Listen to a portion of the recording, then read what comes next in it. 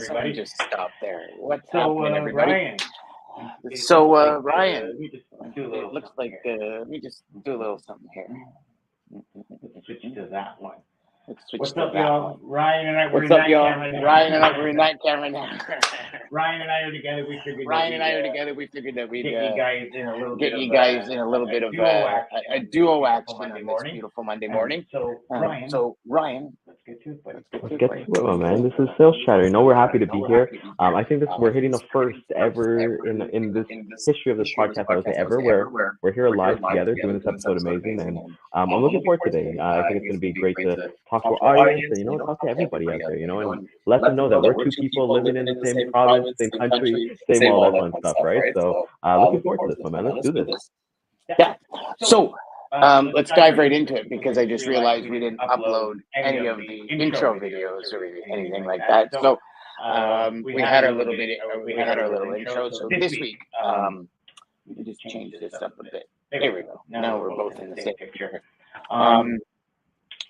We're gonna kind of talk to that new rep, right? For the next couple of weeks, we're going to talk about sales calls, prospecting, email sales, cold calls, meetings, all that kind of stuff, scheduling yourself to win, and everything like that. So when you think of a new rep, Ryan, yeah, I mean, you've been, what, 7 years now? Almost 8 years? Almost 7, actually. 6, started in, I think, 2016. Yeah, 2016, yeah. Okay, so it's a little tough for me to remember when I first started. So share kind of with the audience how it started with you. Like, how did you get into it? What was some of the training pieces from the company? And we'll kind of go from there. Yeah, of course. So just quickly, I was working downtown Toronto here for like a ticket broker, a company that was just like a StubHub or like a StubHub or a Ticketmaster. I did that for about a couple months, and I just started resume bombing. So resume bombed, and then there was this company that came up, and they booked me for an interview. And I always love my humble beginnings because I looked up the address and I saw, sorry for anybody watching, but there was a Prime America office in there. So I thought it was Prime America. So I canceled it because I thought like everybody has that like notorious, like whatever their thoughts are. But then I was able, they were fortunate enough, they took me in, and I started off in ops. So the first role that I started off was really in ops. And I think for anybody who's brand new to the industry, I had nothing to do with logistics. I didn't know anything. So starting ops, learning what a truck is, going over square footage. So my training really was, this is how many pallets we can put in a truck. My manager, who I was his LC for, he was more of a flatbed guy. So it was more calculations, but he wasn't an LTL flatbed. He was always about full truckload. But my training was essentially just shadowing, him teaching me how to do it. And the one thing I will say this, I kind of started from that cradle to the grave mode.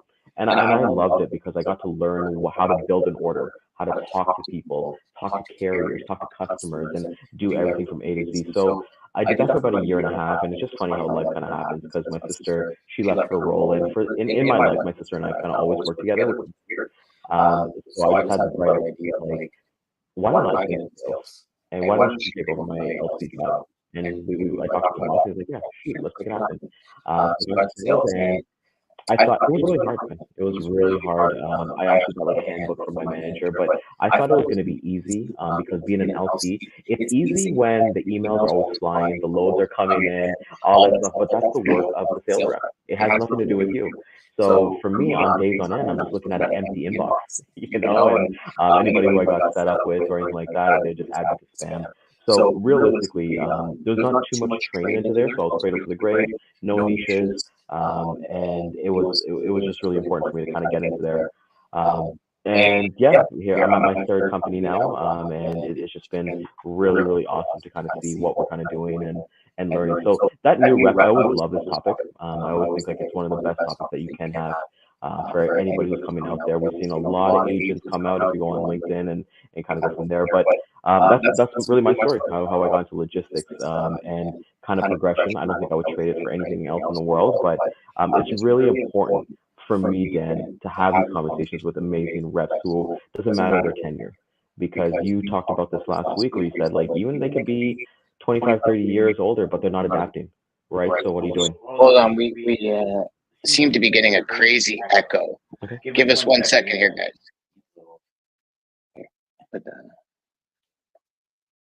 We're gonna see if this echo AirPods. There we go. Can you guys hear us okay now? Is this better? That was a tad better.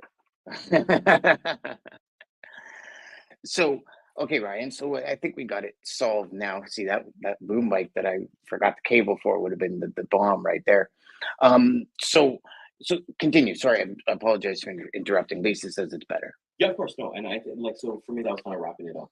I got like started in logistics, just like a bunch of all of us started that LC role, and then I went into sales. But when it came to sales, there was no training.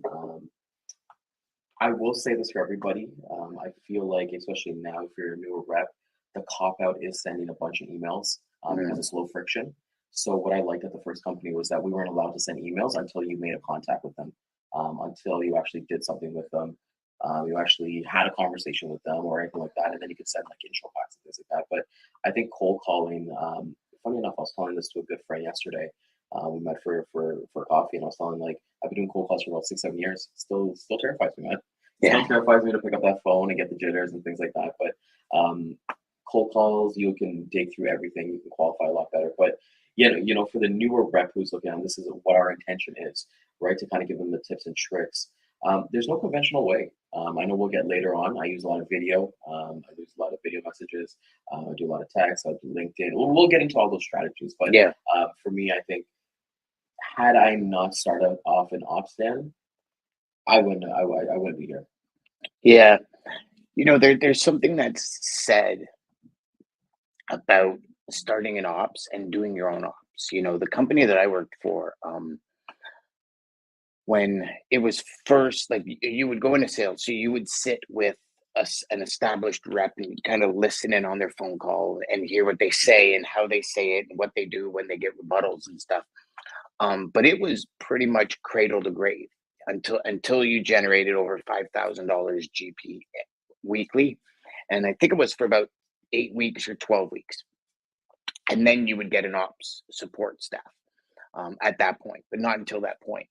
And originally I was kind of that type of person where I was like, well, like I'm paid to sell. I'm not paid to do support and that kind of stuff. And it was the best thing I ever did because you learn so much about the industry, right?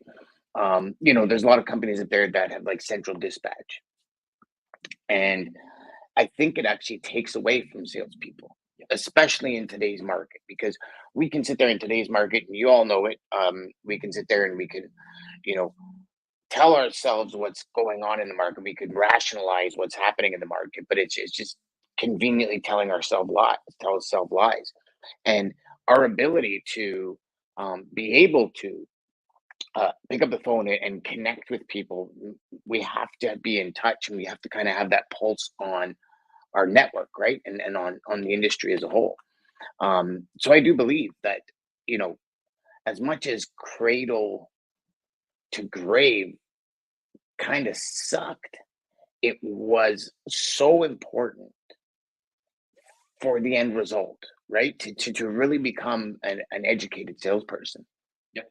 Well, you gotta. It's like whenever we buy something from IKEA, right? You go through the instructions. You gotta know it for there's those type of people who are gonna go ahead and start trying to building it, and then they're like, oh crap, I don't have enough pieces or something like that, right? So you gotta understand what our industry is, and what it does. And for me, like I said, starting cradle to the grave was the best thing I could because, like I said, I didn't come from logistics background. A lot of the people in the office, their dad was a truck driver, or they got into it randomly, but they took that time to learn.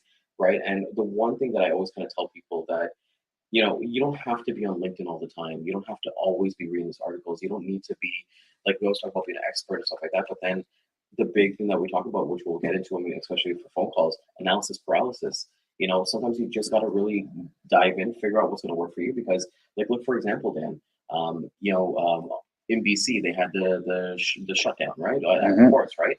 If you don't do BC shipments, let's say you're doing like Maine or something like that, where Dean lives, that doesn't affect you. If you're doing like seafood or something like that. So figure out what works for you, because at the end of the day, like we can consume all these things. Like great example, Yellow going under. That has nothing to do with my business, Dan. Like, I don't do any of that stuff. Even if people are like, oh, there's gonna be complications. Like, no, there's not. There's capacity everywhere to find that, right? So I think like when we actually go ahead and factor and figure out the things that we need to do, then we start going.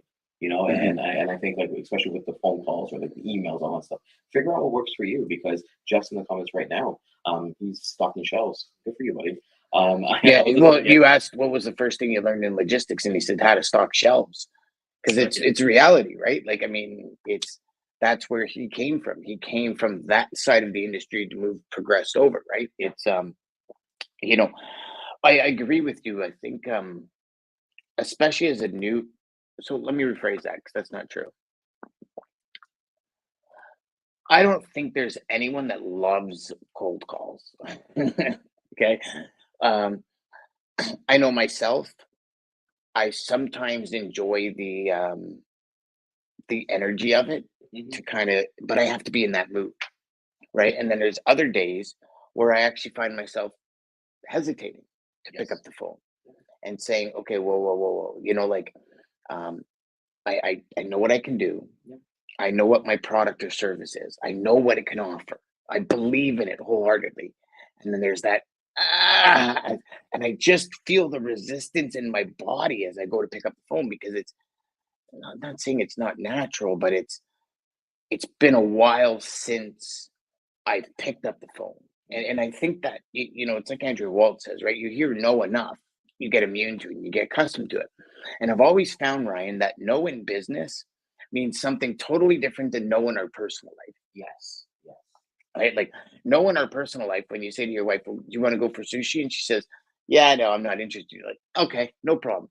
But then, when somebody says no to you because you want 15 loads a week, and it's like all of a sudden, well, that's like my vacation. That's my livelihood, as opposed to just, okay, we'll have pizza instead of sushi. We'll have sushi next week, right?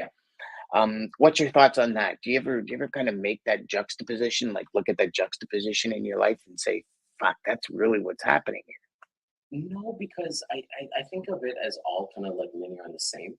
I think it in like okay, let's go to that example. Like I actually had that example last night with my wife. My wife wanted pho, and I really didn't want pho. I really was adamant about it, but then we found a compromise, right? And then we went to a pho place. I got Chinese food there, stuff like that. But even with the customer, and I think it's really important that this analysis paralysis, whereas like we're researching the company, we're on the like every customer that we've had on here, guys, is like they've always said like, no, I want you to research my company. I don't want to be in a secrets and stuff like that. I'm sorry, and I might go against the linear here, but unless you book a call with me, I don't care about your business yet. Yeah. Like I'm gonna basically throw out my targets, my darts, whatever sticks, and then I do the research, right? So sometimes I don't even look at the website yet. Yeah, I agree. I just kind of make that call because here's the thing, right? Just when we're talking about analysis process, it's just like, okay, you research this company for 10 to 15 minutes. You said you're only going to do it for 5. You did for 10, 15 minutes. You pick up that phone, voicemail. What are you going to think? Oh, I don't want to work with them anyways, right? And that negative connotation from there. So I'm a big fan of just really having a list. I love treating sales like how like Wolf of Wall Street is or anything like that. Those stockbrokers, just do the volume. If Alex Ramosi says it all the time, like you don't have to be great at this, but you just really have to, just keep cranking the dial. Like, there's no luck in like business. It's just when you double the input or you triple the input, you're gonna get, it's just natural progression. Right? Something's going to happen. Yes.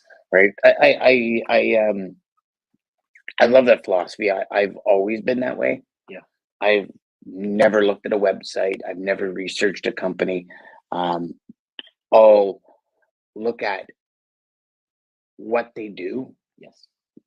Right. Just to know, okay, if there's food preparation, it's either dry van or reefer. You're probably not going to need flatbeds for very many things in a food preparation company. Yeah. But if it's mining or if it's this, you're going to go in with that flatbed connotation. Those are the only things that I look for. And right now, as we're, progressing in everything we do, every single data lead processing will tell you the exact industry they're in, right? Yeah. So for me, it's mandatory that I want to find out if the person is interested in having a conversation. Yeah. Prior to doing too much examining about their company. Yeah. Right. Yeah. And the only reason being is when I first got in the industry, I used to explore every company, Yes. right? Yeah. And I found myself, spending so much time researching a company and what they do and kind of their offices and this and that for an ROI that never happened, Yep. right? They're in a bid, they're in contract, they're happy with their carriers, and there's have zero interest in using a broker. They give all these things. And I just found over time, I found that I used up a lot of my valuable hours, those golden hours that Jeb Blunt talks about, doing research Yeah. and looking at companies. And people are going to agree to disagree on that for sure, because some people want to do all the research in the world, and to each their own. Of course, there's no Um, success is not in logistics, and that's why I think this is one of the most lucrative careers that you can have Yeah. because there's no, like we always say, there's no blueprint, there's no formula. Yeah. You figure out what you're like. I'll tell you this: the first job that I had, Dan, it was all transactional, but I was making a lot of money, and I was happy. And people say, "Oh, it's not sustainable." It was sustainable. If I stayed there, I was doing big numbers there. So it's sustainable whatever way you go, and what really works for you. Because like I did the same thing too when I kind of got sales. Like, let me go to Costco, let me go to Walmart, let me start writing down some of these brands, and then what the lesson I learned from there is that I don't want to work in retail. Like I hate retail. Like, everyone talks about like the Walmart cold storages or like the Loblaws cold, like, the wait 8 to 10 hours or whatever it is. And like, yeah, this is not it. And Yeah. my biggest aha moment, Dan, was the first customer I got, balsamic vinaigrette, Nona Pia's, one of the best companies that I work with. And they were on Dragon's Den. And then they were just a lead that I kind of called and been working together ever since, and not to say like he says like a Fortune 500 company. Some of my other customers too, like you don't even know about them. They don't pop up in Google, Yeah. but they do big numbers and stuff like that. And they only work with me. Like I get quote requests on the weekend. Like, and I don't even get quote requests anymore, Dan. I think that's what we talk about relationships. I get emails. Hey, Ryan, I need to go from A to B. Set it up. Yeah. They trust me, Yeah. and obviously my price. They don't even ask me for a rate anymore. Mhm. I still send one just so that we have like copy and stuff like that. But for me, in our career, and I love what you said, Dan, about you don't need to worry about the research. I treat this as SaaS, and I think a lot of people who are listening as well, look at what the SaaS guys does. They have like their business development reps or account executives. They'll go and bang out 150 to 200 calls, and people are like, oh no, you can't do that, you can't do that. But you know what? They're qualifying as they kind of come along. Mhm. We have our 2-pronged question that we ask our customers. I only do the research once there's a booked discovery call on my schedule. That's like, okay, then now I'm going to put in the time. Yeah. But like, and because here's the thing too, especially if you're a newer rep into this game, I've seen it, especially when it comes to produce, Dan. You call them, yeah, we'll add you onto a list, or they're ready to give you business. Those are not long-term customers, Dan. No. Like no, or No. those guys kind of like recycle through carriers. They get through claims, or they run up a bill with one carrier, And then they jump to another one so they can run up another bill.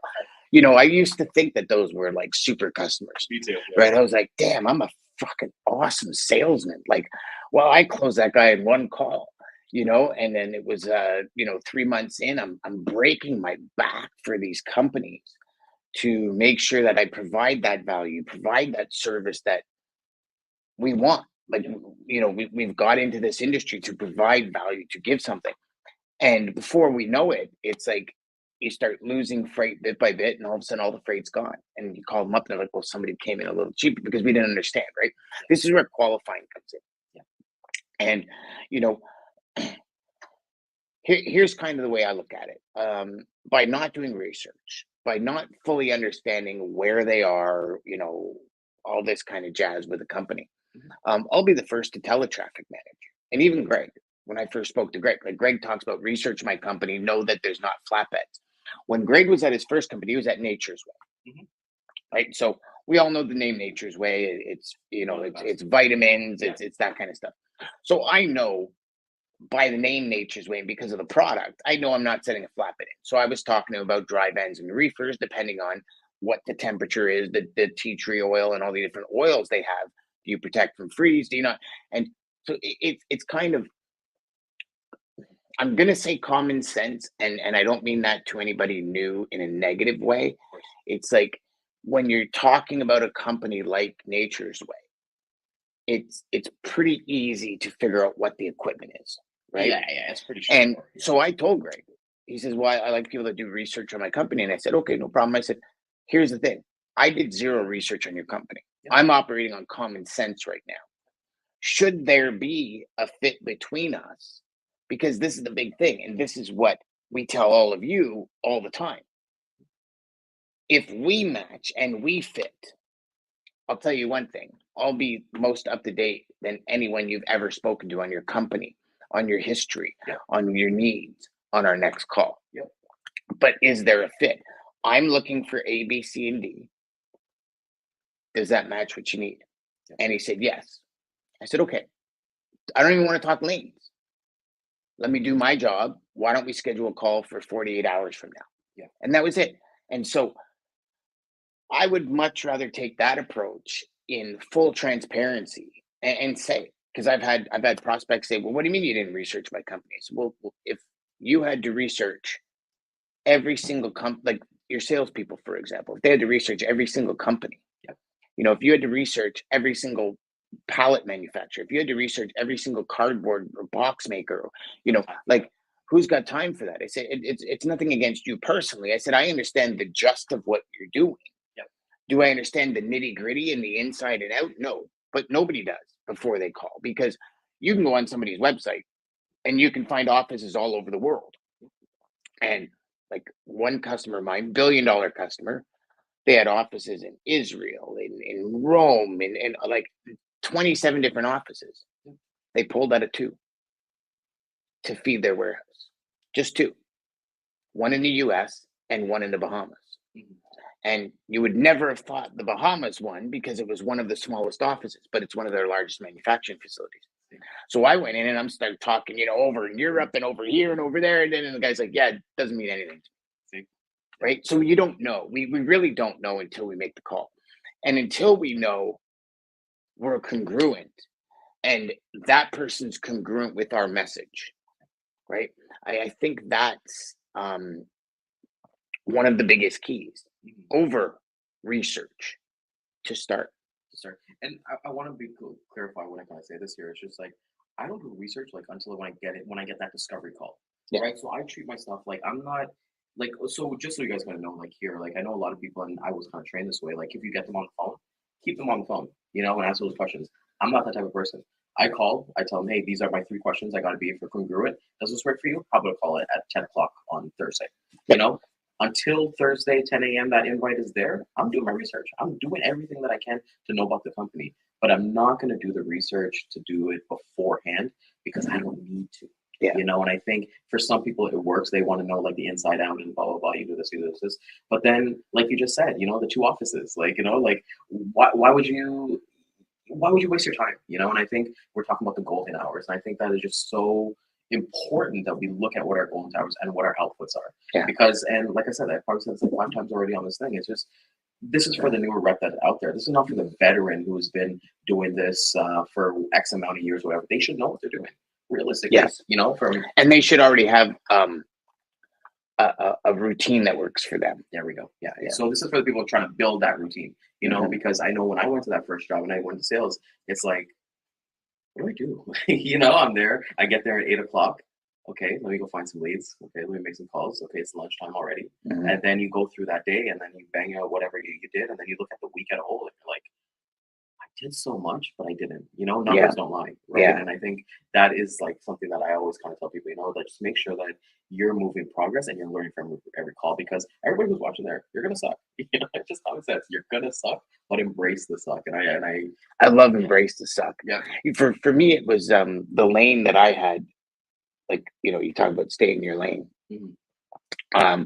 Lane I had was always, do you have any back calls to Canada? Right, because I was a Canadian broker, and at that point in time, we were dealing like a 52% exchange rate. It was golden days when it came to U.S. Canadian funds. And I remember whether it was truckload or LTL, as soon as a customer would say something like, "I use yellow," I was like, "Oh, cha-ching," because like I'd literally hear cash registers going off in my head, which, you know, good or bad, that was the reality of it, you know, and that was my qualifying. If you ship to Canada, I'm your Canadian guy. I understand customs, you know, and it's obviously that's not the sell today because most traffic managers in the US understand customs or they have a customs person, right? But that was kind of the sell before. I'd like to actually play in the sandbox here because we sparked some pretty interesting comments love it. coming I through. love So we know Jeff is a big researcher. Okay. So Jeff says he agrees to disagree on this one, which is great. So Jeff also says that no is the yes to move forward. Who's TBC? Is that I don't know who What's it? TBC is. 23. I don't know. is that somebody supposed to? Okay. Anyway. Yeah, I don't. Maybe it's somebody's quote. I don't Okay. know. But I don't agree with the no is the yes to move forward. I mean, so here's my reasoning why is only because I can't help everyone. I know my lane. If I call Jeff up and I say this is my lane, he says no, I don't do any of that. There's really no yes to move forward to. If I call him up and says this is my lane, he says yes, I have stuff, but no, thank you, I've got my own carriers. Now we're talking. Now is where the sale actually starts, right? So that's kind of, to me, that's kind of twofold. If you stay in your lane, we go here. Do you know what prospects annual transportation? Okay, so Jeff says here, which is a very good question. When you say no to research, do you know what the prospects annual trade transportation spend is or not? So go. I'll give you. Yeah, I'll I'll give you take that first one. dip on that one. Okay, Yeah. well, so there's two parts about it. So I'm gonna say no. I don't need to know that the annual trends because the customer's gonna tell me that. That's a simple question that I'll ask them on the discovery call. I don't need to ask them that on because it's not relevant to me. It's not relevant to me. I'm all about relationships. People that I work with are people that I can go grab a beer with, even if they ship one pallet or they ship a meal. Like I'm gonna adjust my the way that I respond to them, or like my team handles everything that comes to them, right? But I don't really care about their annual transfer. Like, I don't know. It's just not a thing for me. Well, so I mean, this comes into. I think this goes back to qualifying, right? If you and I've had a couple of students who said, well, my minimum, I want a minimum of 5 loads a week, like a customer that has a minimum or the ability to get 5 loads a week. And I've always been like, really? And they said, yeah, because I kind of want 10, 15 customers and that's it, which makes sense because you have 50 customers, you can never really build a big relationship, a really solid relationship with 50, 60 people. I don't think you have enough time during the week to do it and keep going on what you're doing. So to me, I was like, okay, well, that makes sense. Understand your timeline is going to be a little longer because now you have to get in the door. And I remember one person telling me at one point, he goes, listen, when they like you, you'll get freight, right? When they trust you, you'll get business. And that is two completely separate things. Let's make that a quote, Yeah. Deigan 23. Yeah. Oh, TBC, the Bodacious Cowboy. That's what the Bodacious Cowboy 23. So that's he just named. Yeah, saying no does not mean stop calling. Okay. I want to touch on what you just said just now about like getting customers. So annual transport, like I'm all about relationships, and I'll tell you this, Dan. One of the biggest customers that I've ever worked with, he's at his third company now since that last company. And he's brought me along for the ride every single place. I know you have customers exactly like that. Greg's a perfect example. Greg's a perfect example. So I don't ask for like an annual or what. I would never put a minimum. Okay, I'm going to do 5 loads or anything like that. I got to see if we fit together, Yeah. And the reason why I learned that was when I was doing Cirque du Soleil shipments prior to COVID.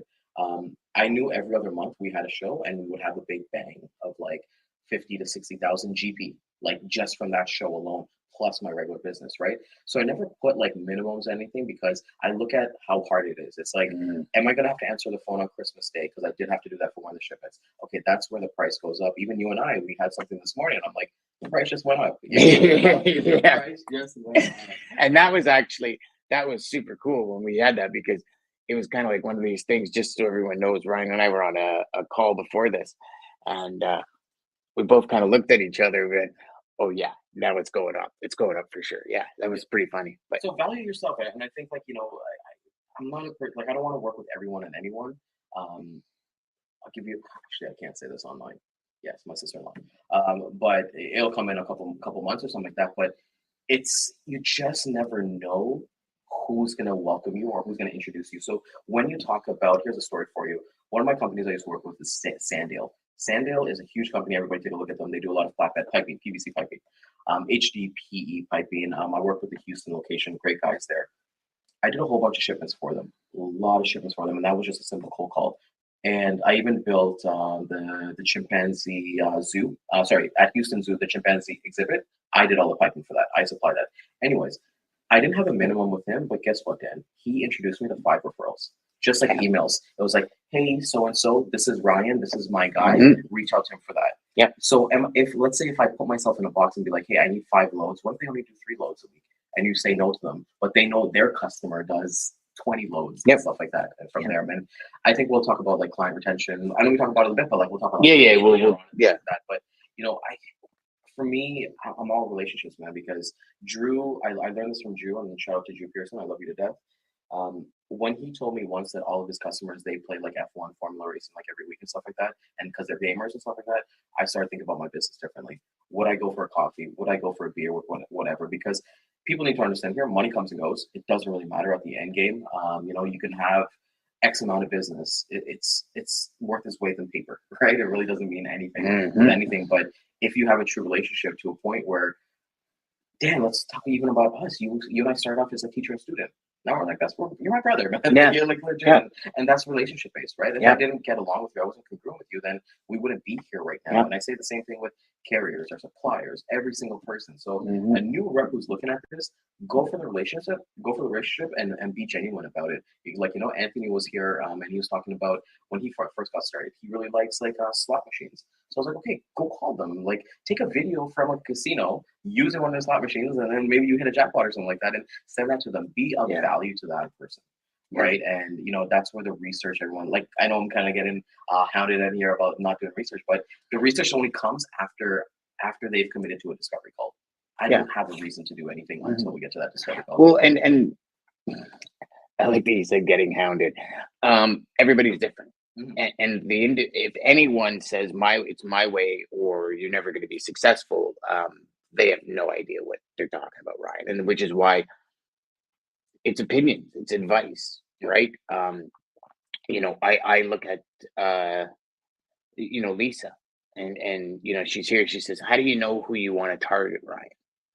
And so I think this deserves a couple of minutes. This conversation, you know, I think now everybody understands in the industry relationships is where it's at. I think there's a disconnect between sales reps understanding what it takes to build relationships, right? So I'll give you a hypothetical example. You call up a prospect and prospect says, well, I'm all about relationships. Like, perfect. Can I quote you on something? I don't know you. I just told you it's not about the dollar. It's about relationships. Yeah.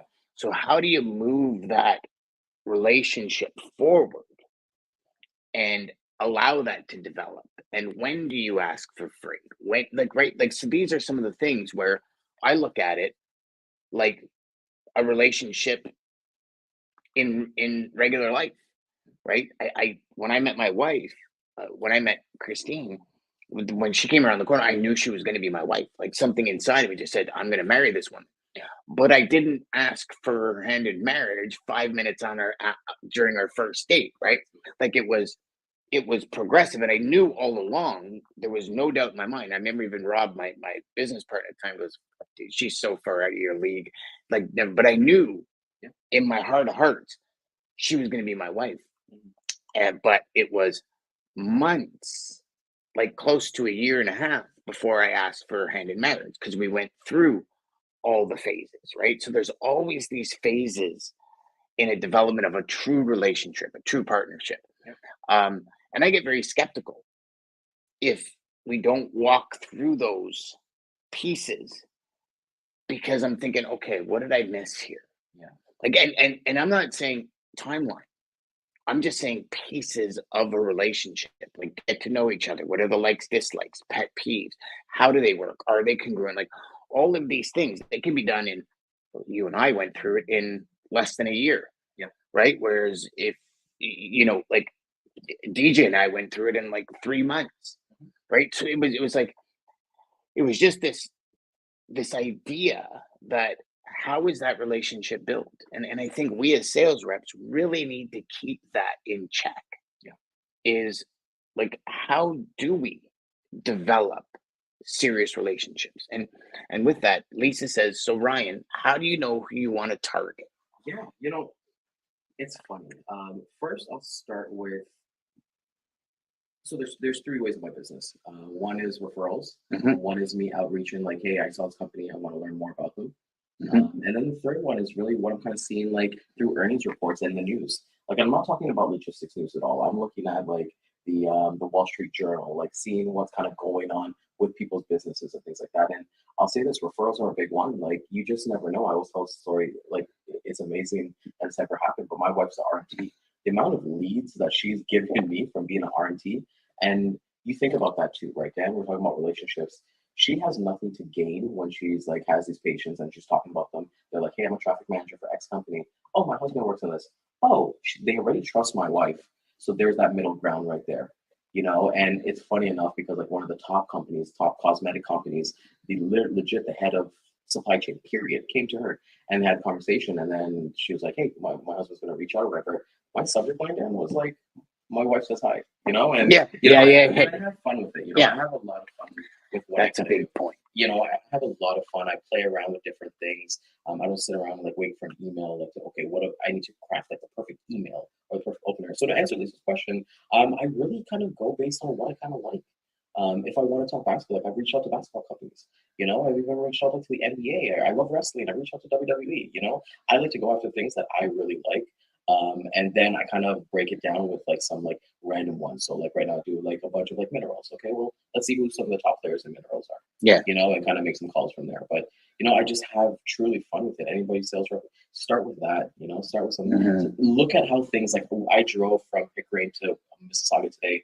Dan, I probably counted maybe at least like 300 trucks on the 401. Oh, easily. Yeah. And my mindset when I see that is like they're hauling somebody's freight. This is so cool. So it's just like where are they coming from and paying attention to that. So that's it. It's really based on me, what I like to wear, what I like to eat.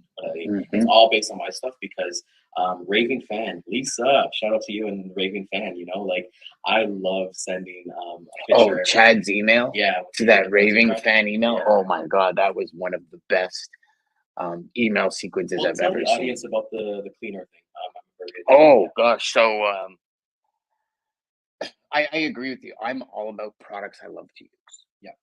I have to enjoy the product. Like, I mean, even I've been approached by numerous, multi-level marketing plans, and some of them I believe are kind of hokey, but some of them I've always said I'll join anything if the product's right. Yes, the product's got to be right. So the product and service, and for me, I have to love the product and service. And it was this F1 Formula wax, and my wife got it for me. 2008, I think I had a silver Charger at that time, and I was like, okay, yeah, it's like this wax you spray on. You don't need any water, and you kind of wipe it. It pulls all the dirt away, and it doesn't scratch your car or anything. With a gray car, I was like, whatever, it's okay. It was good. I mean, I enjoyed the cleaning stuff for the interior of the car because it had a beige interior. That was awesome. But then I bought a black car in 2017. And if anyone's ever had a black vehicle, those mofos are so hard to keep clean. Like, especially I've got hard water at home, and it's like the spots and just the water spots on it. And I was ending up buffing my car every time I washed it. So it went from like a 30-minute wash to like a 2-hour wash. And I'm like, I just don't have the time to enjoy this. Like I stopped enjoying it, right? And so I went, oh my God, that wax that I found. So I went out and I found some online on Kijiji because I couldn't figure it out. So I found a guy that had 3 cases on Kijiji. I went and bought all 3 cases. And I get home and I'm spraying and I'm like, this better work, man. Because I sunk like $200 into these cases. And I wiped it and it was like glistening, Ryan. Like I finished my car in 20 minutes and I had the biggest smile on my face. I was like, I got to work with these people. So I called this guy up, and it was called from Pizzazz Incorporated out in Vancouver, BC. And I called the guy up, and I swear I hit the guy like Kibbles and Bits dog that jumps over the back of the other one. I was like, oh my God, you don't understand that. And I got a black car, and I was losing my mind. And I'm like, this is just awesome. Like, you don't understand. I have to work with you. And the guy's like, dude, if you love the product that much, he goes, we'll figure out a way to get you in. And like, that was the only phone call I've made in my life that was literally within 48 hours. I was moving truckloads of freight, and the relationship lasted years. Yes. And it was all because I was so ecstatic, right? Like that motion creates emotion.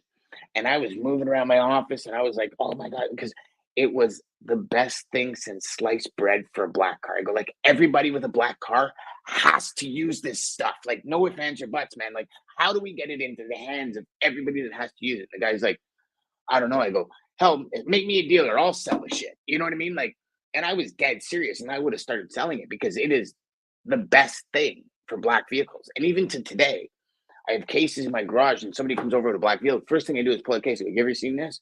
Like, and I'm a black Camry. well, well, when you come over for the barbecue, I'll give you one for sure because I mean it's right. It's awesome. Like headlights and everything just beads off. So you put it on your windows.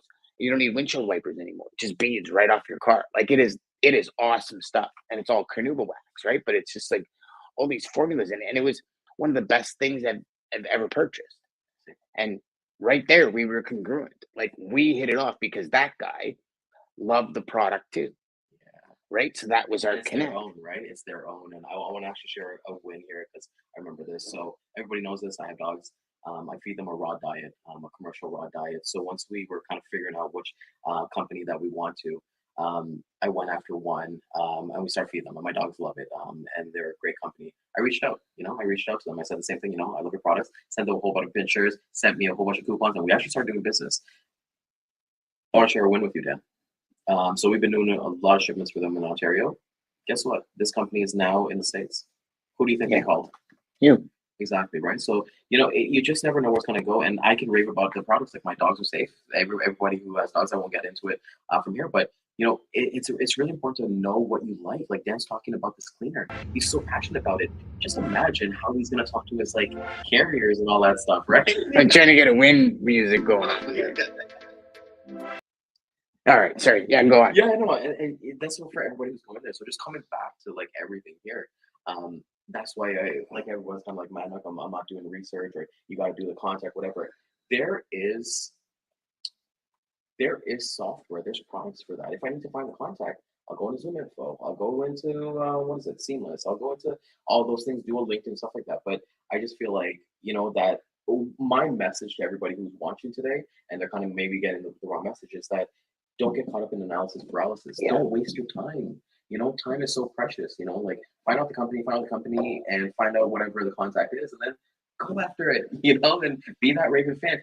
Have the energy that Dan just had about that company. Imagine if you only made 10 calls and 5 people picked up, and you had that same energy. You're closing 5 out of 5, man. You're not going through your list. Hey, what's your annual transportation spend?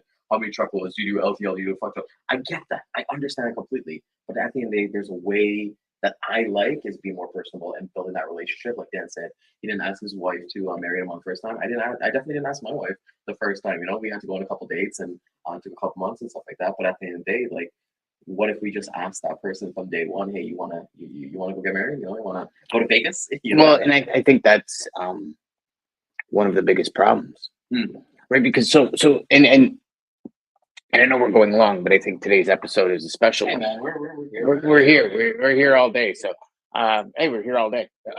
So, here's the thing. If I'm all about, and I always put myself in the person I'm speaking to's shoes, right? I'm about relationships.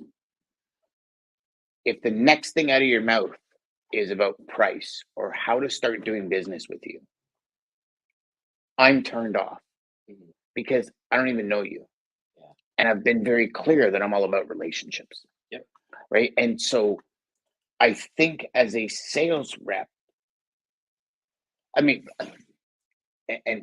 there's quite a few people on here. We got Rob, we got Jeff, we got a bunch of people on here. They're old school guys, and they'll tell you, well, yeah, you gotta listen to the customer. And I understand that, but I don't think we listen deep enough. Right. Active listening. Like really, really listen and take the time. See, that was 2 seconds of silence. Mhm. Some people that's uncomfortable, right? And take that time when they say something. You know what, Mr. Prospect, Mrs. Prospect, you're right. And really understand what your next step is based on what their desires are. And if their desire is, okay, come on in, quote us, go on a list. If that's what you want as a supplier, then by all means, quote them, go on a list. Did I get the load? Because that's the next step. That's the easy, like that's easy sales, right? It's the relationship. Well, you know what? We build relationships with everybody. Okay. How would you like me to build a relationship with you? Right? And I don't think this is an unfair question because everybody's different. And I've shared this story with you a million times. A buddy of mine bought a $10,000 stereo. And he's like, do you hear it? Do you hear it? And I'm like, no, dude, sounds like my $50 Sony speaker. Right? But to him, it created sounds. And my dad's a musician. I remember asking my dad after my buddy bought it, he's like, oh, no. He goes, Dan, no. Like you hear different sounds in there that you like crisp, cleaner sounds. And I'm like, I don't hear it. Yeah. But if you were to show me a putter for 10 grand that shaved 10 strokes off my game, brother, I'd max out 2 credit cards to get that. And I'd pay the interest for 2 years. Like, you know what I'm saying? Because I care about that piece. And that's how we're all each individual and unique. And so what matters to us as sales reps probably doesn't matter to our customer for most of the part. And no, they don't. And it's that development, it's that true listening that makes the big difference. Yeah. Right? So ask. I think it's a fair question. All about relationships. What does that mean to you? What does a relationship mean to you? Because relationships mean different things to different people, right? What does that mean to you? And that's, you're going now 2-pronged question, right? And you can at least get into the ups and downs of what it is the prospect really wants. Well, what a relationship means is you're always there. You're on time. If you say you're going to do something, you do it. So what does that tell you? Just those 3, right? I'm going to call you back in 2 weeks. You call back in 2 weeks, right? We are going to touch base in a month. Even if it's just a touch base, we are going to touch base in a month. You call back in a month. A month ago, we had a conversation. You told me to touch back in a month. I'm touching back because that's what a relationship means to that person. And if that takes you 6 months to get in the door, here's the thing. And love your thoughts on this. Would you prefer a customer that brings you in the door right away or a customer that takes longer to get in? Oh, longer, man. It's always longer. It's always, and you know what? It's about the long run, and that's why I love storytelling. When it comes to like wrestling, right? Kind of movie. Okay. Fair question for you, Dan. Do you want to know how a movie is within the first 5 minutes of watching it? You want to watch that 2 hours. You want to be led. But it's got to catch me on the first 5. Well, it's got to hook me, right? It's got to hook you. Yeah. And everything you just talked about, the stereo, you talked about the putter. That is emotional based selling or buying. So when I'm talking to a customer, I want to find what their emotions are. For me, maybe this is different for everybody else, but I want to know about their family. What do they like to do on the weekends? What are they? That's where I kind of find the congruency. And people will be like, oh, well, who cares? Like I'm just never, but it's just like, even like the same customer I was talking about who's been to 3 places, he's helping me play golf. I've sent him like videos of me playing golf. This has nothing to do with business. I'm establishing that and a genuine friendship. Don't establish a relationship just to fake it. To get in their pocket. Just to get in their pocket, right? Because it shows. You get exposed. Right. So, I see everybody that's out there, and coming back to your statement about like your about 10 to 15 customers, I tell these people, man, you really just need one customer to really change your life, So when I see people like kind of bragging about 70 to 80, I'm talking about a single person or something like that, 70, 80 customers, I'm like, God bless, man, good for you, but we all go in the same, what is it? The same, what is it? What thing when you die, the hole? The grave? The grave, yeah. Yeah. We all go in the same size grave, man. And do you want to say that, hey, I enjoyed my time with like 10 or 15 people that I thoroughly enjoy having conversations with? Or is it like when I pick up my phone, I see it ringing, I'm like, oh, F, what's going on, right? So God forbid we swear on this show. Yeah. Exactly. You know, Lisa says, what about a referral?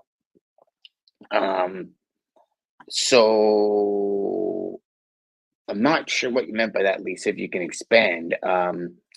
Let's talk about that for just a minute, Ryan, because we've got about another 7 minutes here, and then we'll let everybody go. Ryan and I got some more filming to do. But, for me, I think every salesperson should have a timeline. Mhm. And it's based on your sales sequence. And when I say sequence, everyone just don't assume that means automated. Every person is in a sequence. So everything you buy is bought through a sequence, Yes. right? Whether that be add to store, add to Amazon to house, like it's all a sequence. It's a sequence of events, and that's what I mean by a sequence. So for me, it's a 5 load or 3 week sequence. After 5 loads, I always ask for a referral. And we've talked about this. I go in, I ask, what am I doing right? What am I doing wrong? What can I improve on? Yep. And with those 3 questions, I'm able to identify if it's time for me to ask for a referral.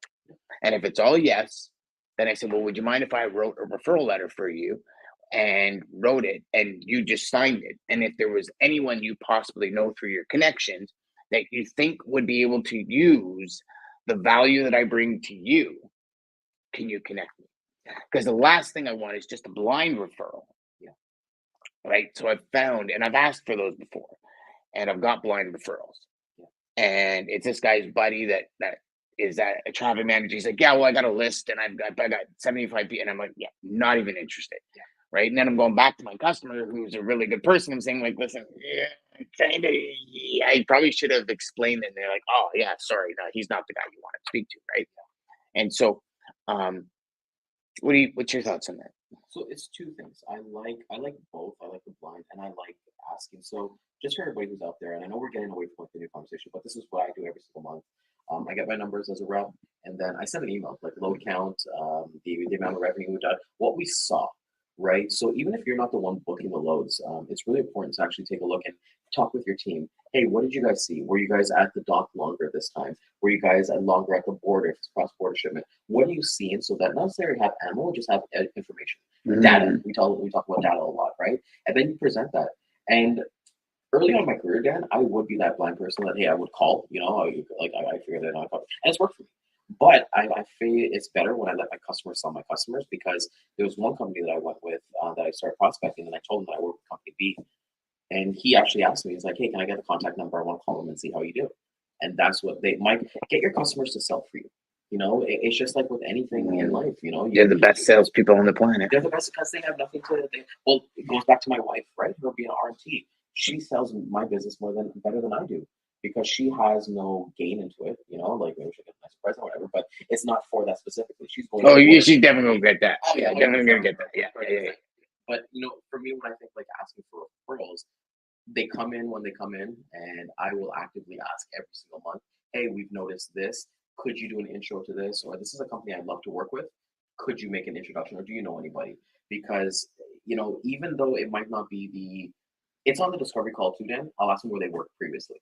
Like if they worked at a different company or something, they're still going to know the people there, and I would say 9 times out of 10, people don't leave on bad terms.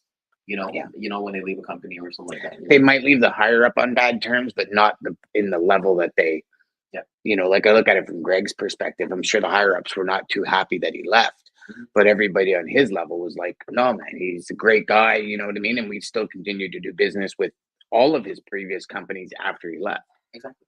And that's where it comes from. So with referrals, like I said, it's a third part of my business that I work with, and I think it's, and my kind of like the last mention that we're kind of wrapping here, and we'll get to as well, is like, as a newer rep, even though you're brand new, or even if you got a couple of months, like be of somebody who has like high vibration and high quality and high value. Don't there's a market for everybody in this industry. Dan and I were talking about the numbers the other day. I think it was like a couple $1 trillion, whatever, in this industry.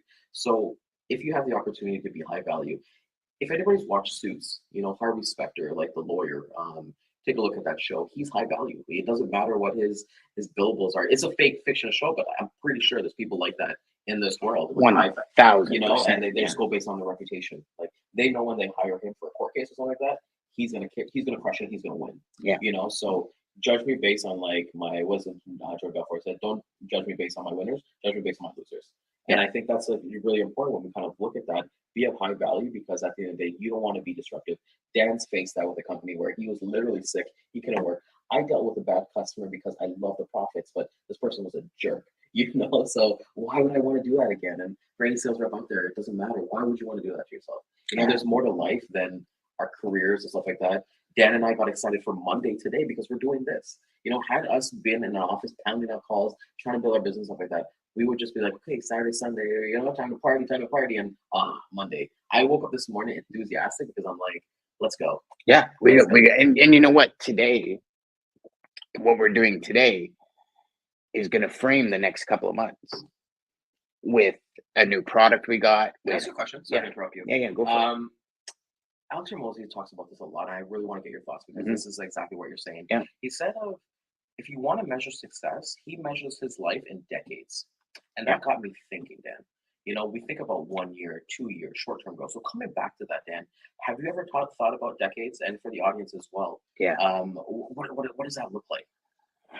So I started thinking about decades when I was 25, believe it or not. And I said in the next 10 years, I want to do more than most people do in their lives. And it's funny you mention it, because now after my illness and getting better and everything, the next 10 years, I'm going to do more than most people would do in 2 lifetimes. And there is absolutely zero stopping me. Yep. I will move mountains. I mean, obviously, all ethically. I will do whatever it takes. And, you know, it's funny you ask that, because on the way here this morning, I'm driving and I'm looking at the traffic and I'm thinking to myself, damn, you can be home with a 7 to 12 step commute to your office. Yeah.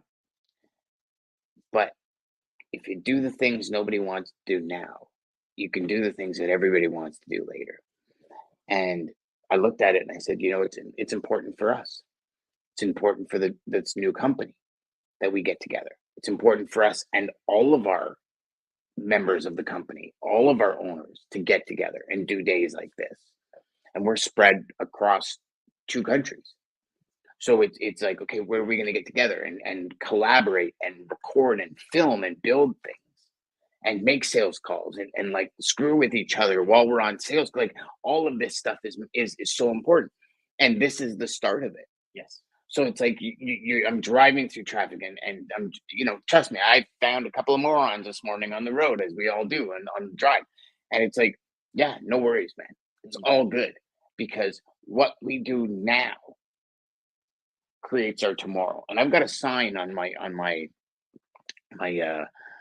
bookcase at home. It says, "Make today so good, yesterday gets jealous."